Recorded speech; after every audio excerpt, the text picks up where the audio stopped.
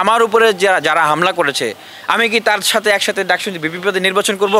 ঢাকা বিশ্ববিদ্যালয়ের এই অভ্যুত্থান পূর্ববর্তী সময়ে শিক্ষার্থীদের যতগুলো আন্দোলন হয়েছে এবং যত সংকট হয়েছে, প্রায় প্রত্যেকটা সংকটে আমি শিক্ষার্থীদের পাশে ছিলাম। অভ্যুত্থানের সময় এবং অভ্যুত্থান পরবর্তী সময়ের কথাও যদি বলি, শিক্ষার্থীদের যে সংকটগুলো, চাকরির বিষয় সংক্রান্ত বিশেষ করে আবেদনের ফি কমানো, পিএসসির যে সংস্কার এবং এই যে ডাকসু আন্দোলন, এগুলো নিয়ে কিন্তু আমি কাজ করেছি। এবং পিএসসি সংস্কারের জন্য আমি প্রায় প্রত্যেকটা হলে আমি কিন্তু গিয়েছি শিক্ষার্থীদের কাছে। এবং এই যে ডাকসুর জন্য যে সর্বশেষ যে একটা ফাইট, যে আমরণ অনশন, এর জন্যও কিন্তু বিভিন্ন হলে, বিভিন্ন ডিপার্টমেন্টে, বিভিন্ন জায়গায় শিক্ষার্থীদের কাজ করেছি। তো সেই জায়গা থেকে আপনারা যদি মূল্যায়ন করেন যে অন্য ক্যান্ডিডেট যারা আছেন তারা আসলে এই শিক্ষার্থীদের জন্য অভ্যুত্থান পূর্ববর্তী সময়ে বা অভ্যুত্থান এবং অভ্যুত্থান পরবর্তী সময়ের যে আন্দোলনগুলো, কাজগুলো হয়েছে, তারা আসলে শিক্ষার্থীদের কাছে কতটা রিচ করেছে, সেক্ষেত্রে আমি মনে করি যে এইটা শিক্ষার্থীরা মূল্যায়ন করবে বা তাদের উত্তরগুলো নিতে পারে। আমি একদম হলগুলোতে গিয়ে আমি কাজ করেছি, হলে রুমে গিয়ে আমি কাজ করেছি। সুতরাং ডিসকানেক্ট ফিল করার তো আসলে কোনো মানেই হয় না। আর প্রথম বর্ষ, দ্বিতীয় বর্ষে যারা শিক্ষার্থীরা আছেন, আপনারা তাদের মন্তব্য নেবেন। এই যে অভ্যুত্থান পরবর্তী সময়ে ঢাকা বিশ্ববিদ্যালয়ের সবচেয়ে বড় যে অর্জন, অধিকার ভিত্তিক আন্দোলন, এটাই কিন্তু আসলে ডাকসু আন্দোলন। তো এই আন্দোলনের যে একটা ফাইট, সেটা ঢাকা বিশ্ববিদ্যালয়ের শিক্ষার্থীরা যথেষ্ট রাজনৈতিক সচেতন এবং আমি মনে করি যে এই সময় যে সবচেয়ে বেশি রাজনৈতিক সচেতন। তো তারা এই বিষয়গুলো খেয়াল করেছেন না? অবশ্যই খেয়াল করেছেন। আর যেটা বললেন যে এক্ষেত্রে এখানে যে 19 সালে যে ডাকসু হয়েছিল, সেই ডাকসু আপনারা বলছেন যে সেই ডাকসুর আপনারা সেরকম কোনো কাজ দেখেন নাই। দেখেন, 19 সালে যে ডাকসুটা ছিল, সেই ডাকসুতে ছাত্রলীগ, আওয়ামী লীগের বাইরে কয়জন আসলে ছিল ফাইট করার জন্য? বলতেছে something is better then nothing. ওই ডাকসুতে এই 2-4 জনও যদি না থাকতো, তাহলে আজকে আমি যেটা বোল্ডলি বলতে চাই যে আজকে এই অভ্যুত্থান এইভাবে হইতো না। ওই 2-4 জন থাকার কারণেই তখন আমরা সকাল বিকাল মার খেয়েছি, আবার দাঁড়িয়ে প্রতিবাদ করেছি। আমাদেরকে গ্রেপ্তার করে জেলে দেওয়া হয়েছে, জেল থেকে সরাসরি এসে আমরা আবার প্রতিবাদ করেছি। আমাদের উপরে হামলা করা হয়েছে, হাসপাতালে গিয়েছি, হাসপাতাল থেকে এসে সরাসরি আবার প্রতিবাদ করেছি।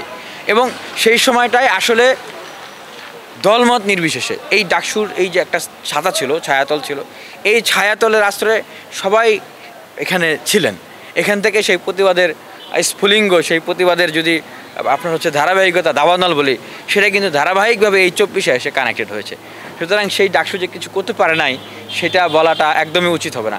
বরং সেই ডাকসু এমন একটা কিছু করে দিয়েছে, যেই ডাকসুর কারণে যারা এই 19 সালে ডাকসুতে অংশগ্রহণ করতে পারে নাই, যারা বিগত 16 বছর বিশ্ববিদ্যালয় ক্যাম্পাসগুলোতে কাজ করতে পারে নাই, তারা এখন ঢাকা বিশ্ববিদ্যালয়ে উন্মুক্তভাবে কাজ করতেছে।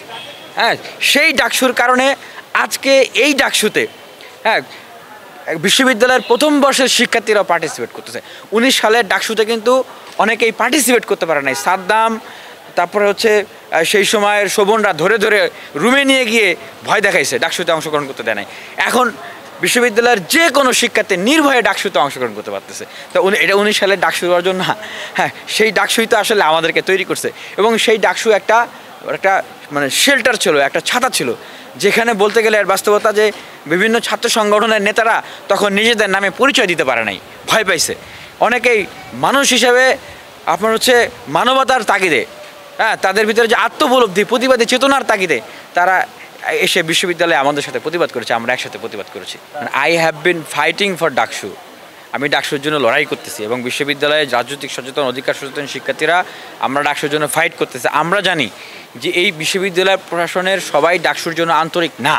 তারা সর্বোচ্চ প্রভাব বিস্তার করেছে ডাকসুটাকে বানচাল করার জন্য। এখন তারা সেই প্রভাবটাকে বিস্তার করতেছে তাদের পছন্দের যে দল আছে তাদেরকে জিতানোর জন্য। সুতরাং দিস ইজ ভেরি ক্লিয়ার যে এই যে ডাকসু নির্বাচন, আপনারা যে প্রশ্নটা করলেন যে এই প্রশাসন তো যখন পারতেছে না, যে শিক্ষার্থীরা চাচ্ছে ডাকসু, আন্দোলন তৈরি হচ্ছে, তখন তফসিল ঘোষণা করে এখন ডাকসুর দিকে আগাচ্ছে। এখন এই প্রশাসন অবশ্যই প্রশাসনের ভিতরে অনেকেই আছেন যারা এই জায়গাটা থেকে বের হইতে পারতেছেন এবং সূক্ষ্মভাবে কিছু জিনিসকে জিয়ে রেখেছেন যেন একটা ক্যাচা লাগানো যায়। যেমন আমরা বারবার বলতেছি যে ব্যালট নাম্বার প্রার্থীর নামের সাথে হালনাগাদ ছবি যুক্ত করেন। এটা কি কোনো অযৌক্তিক দাবি? এটা ভোটার প্রার্থী সবার দাবি, এটা তারা করতেছে না ইচ্ছা করে। আমরা বললাম যে ছাত্রলীগের সাবেক নেতা ফর্ম তুলেছে, হ্যাঁ সে তো ফৌজদারি অপরাধে অভিযুক্ত। আমি নিজে ভিকটিম। 19 সালে আমরা সেখানে যে আক্রান্ত হয়েছি, তৎকালীন ভিপি সমাজসেবা সম্পাদক একজন মেয়ের পেটে লাথি মেরেছে, এগুলো অন রেকর্ড আছে, গুগলে আছে। আমরা 19 সালে অভিযোগ জমা দিয়েছি, সেই বিচার এখনও করে না। আমরা তো মারা যাইনি, আমরা বেঁচে আছি, অভিযোগগুলো আছে। হ্যাঁ, তার নামে কোনো বিচার হচ্ছে না, বিচার করতেছে না। এই যে মানে ক্যাচালগুলো মানে জারি রাখা, এবং একটা দলের জন্য তারা একদিন মনোনয়ন মানে সংগ্রহ করার সময় বাড়িয়ে দিয়ে দিল, মানে তা কতটা প্রভাব তাদের। তার মানে কি যে এখন আমরা মানে কি বলবো, আসলে ডাকসু একটা নির্বাচন না শুধুমাত্র, এটা আপনাদেরকে বুঝতে হবে। ঢাকা বিশ্ববিদ্যালয়ের শিক্ষার্থীদের উদ্দেশ্যে বলবো যে প্রিয় শিক্ষার্থী ভাই বোনেরা, এই যে একটা ডাকসুর আনন্দ, এই যে একটা ডাকসুর আমেজ, হ্যাঁ এইটা কেবলমাত্র একটা কিন্তু নির্বাচন না, হ্যাঁ এইটা একটা অধিকার আদায়ের আন্দোলন। এটা আপনাদেরকে মাথায় রাখতে হবে। ফাইট করে ডাকসু এসছে, ডাকসু কিন্তু এখন একটা স্মুথ জায়গায় নাই, এটাকে নিয়ে ষড়যন্ত্র হচ্ছে, সূক্ষ্ম ষড়যন্ত্র, ক্যাচাল লাগিয়ে রাখা হয়েছে। সুতরাং আপনাদের প্রত্যেককেই সতর্ক এবং সাবধান থাকতে হবে, এবং এই যে জায়গাগুলো, এই জায়গাগুলোকে পরিষ্কার করার জন্য আপনাদেরকেও কথা বলতে হবে। হ্যাঁ, কেন প্রার্থী এবং ব্যালট নাম্বারের পাশে হালনাগাদ ছবি থাকবে না? অনেকেরই নাম তো কাছাকাছি, 13 জন হল ক্যান্ডিডেট, 28 জন সেন্ট্রাল ক্যান্ডিডেট, এতজনের নাম কি মনে রাখা যায়? তারপরে এখানে কেন সাবেক ছাত্রলীগের নেতা যার নামে ফৌজদারি মানে অভিযোগ আছে, আমরা সাবমিট করেছি, হ্যাঁ তাদের সাথে যারা আমাদের উপর হামলা করেছিল, আমরাকে একসাথে এখন নির্বাচন করবো, সেই মানে ইচ্ছা করে বিশ্ববিদ্যালয় প্রশাসন এই জিনিসটাকে জিয়ে রাখছে, জানে যে তখন আমরা প্রতিবাদ করব। হ্যাঁ, তারা হয়তো একটা ইস্যু ক্রিয়েট করে বলবো যে ঠিক আছে ডাকসু আমরা আরও এখন সম্ভব না, আমরা আরও পিছিয়ে দিচ্ছি। দেখেন, আমি চ্যালেঞ্জ করে বলতেছি, ঢাকা বিশ্ববিদ্যালয়ের এই 7 বছর 8 বছরে বিশ্ববিদ্যালয়ের পরতে পরতে আমরা মার খেয়েছি, বিশ্ববিদ্যালয়ের জায়গায় জায়গায় আমরা রক্তাক্ত হয়েছি। তো যেই বিশ্ববিদ্যালয় প্রশাসনের যেই শিক্ষক নামে, হ্যাঁ বলবো যে তারা আসলে মানে অমানুষরা আমাদেরকে যোগসাজশ করে ছাত্রলীগ দিয়ে মাইর খাওয়িয়েছে, প্রশাসন দিয়ে গ্রেপ্তার করে অন্ধকার প্রকোষ্ঠে রেখেছে, তাদের কয়জনের বিচার হয়েছে? এখন বলেন যে বিশ্ববিদ্যালয়ের ভিসি প্রক্টর, সহকারী প্রক্টর, প্রত্যেকটা হলের প্রভোস্ট, সেখানে কি আওয়ামী লীগের লোকজন কয়জন আছে? নাই, কিন্তু সরাই দেওয়া হয়েছে। তাহলে কারা আছে এখন? সেই সময় যারা সাদা দল করতো, মানে জামাত বিএনপির যারা ছিল, তারাই কিন্তু সেই জায়গাগুলোতে আছে। তো তারা ঠিকই তাদের চেয়ার পেয়ে গেছে, কিন্তু আমাদের বিচার কোথায়? আমাদের বিচার তো হয় নাই। তা আপনি যে প্রশ্নগুলো করতেছেন, এই বিচারটা করবে কে? এই 11 মাসে বিচার হয় নাই, আরও 11 বছরেও এই বিচার হবে না।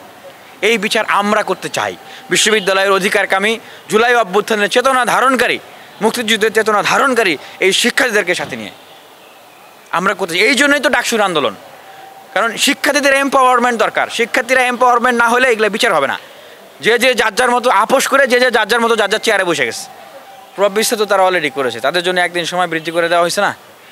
আমরা ন্যায্য দাবি করতেছি যে আমার উপরে যারা হামলা করেছে, আমি কি তার সাথে একসাথে ডাকসু বিপিপদে নির্বাচন করব? সেইটা মানে সিস্টেম তারা তৈরি করে রাখছে, যেন তার সাথে আমি একসাথে নির্বাচন করব। সেটার কথা বলতেছি, সেই বিচার তারা নাকি খুঁজে পায় না, ডকুমেন্ট নাই, সাক্ষী নাই। আমি জীবন্ত ব্যক্তিটা এখনও বেঁচে আছি, নুরুল হক নুর এখনও বেঁচে আছেন, সেটা তারা পাচ্ছেন না। তাহলে এই যে মানে এটা কি পক্ষপাতিত্ব না? মূলত এই একটা গোষ্ঠী যারা ডাকসু নির্বাচন চান নাই, ডাকসুকে বানচাল করার জন্য নানান রকম প্রক্রিয়া করেছেন। বিশ্ববিদ্যালয়ে ককটেল বিস্ফোরণ হয়েছে, কারা ককটেল বিস্ফোরণ করেছে এখন পর্যন্ত বলে না।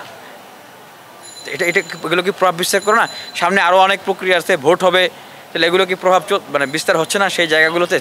দেখেন, এটাই আসলে বাস্তবতা।